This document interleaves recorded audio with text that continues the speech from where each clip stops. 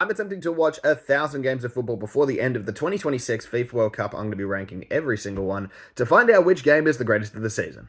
Today, my pain and suffering as an Italian continues as we are covering England taking on Italy. Now, here it was, the semi-finals of the 2025 UEFA Women's Euros, a massive game. Italy on sort of a fairy tale run, getting past a number of strong teams in the knockouts. Meanwhile, England managed to get to the semi-finals after a calamitous penalty shootout against Sweden. So both sides obviously going in here looking for a win, though England the heavy favourites.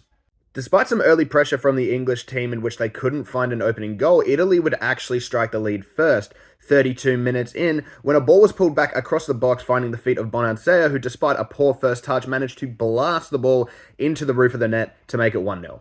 However, there was plenty of drama in this game that I'm going to touch on briefly at the end, but Italy managed to hold out for pretty much the entire game up until the 90 plus 5th minute. They missed several chances to get the winning goal. They couldn't do it. Then the 95th minute, the Italian goalkeeper spills the ball right to the feet of Adjamang, who manages to slam home an effort to make it 1-1, sending the game to extra time.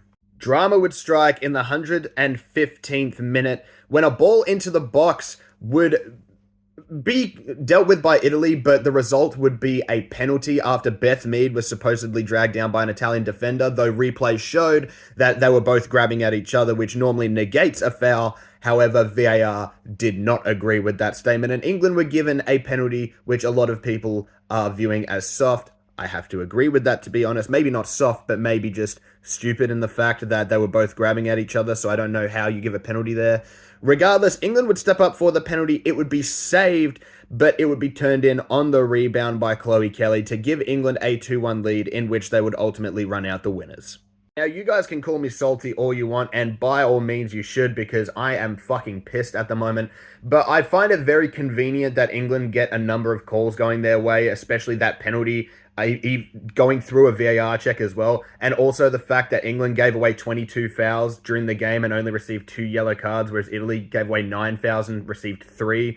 Very, very poor refereeing today, in my opinion, to not punish the England players sooner. However, it's completely on the Italian side. They were poor in the second half, couldn't finish their chances, and ultimately, England are through to the final. Despite my saltiness, this was actually not that bad of a game. Quite tight, and the Italians did slow down the pace a lot, which is to be expected from an underdog team trying to see a game out. Overall, not the best game of the Women's Euros, I'll be completely honest. I'm going to rate this game a 4.1.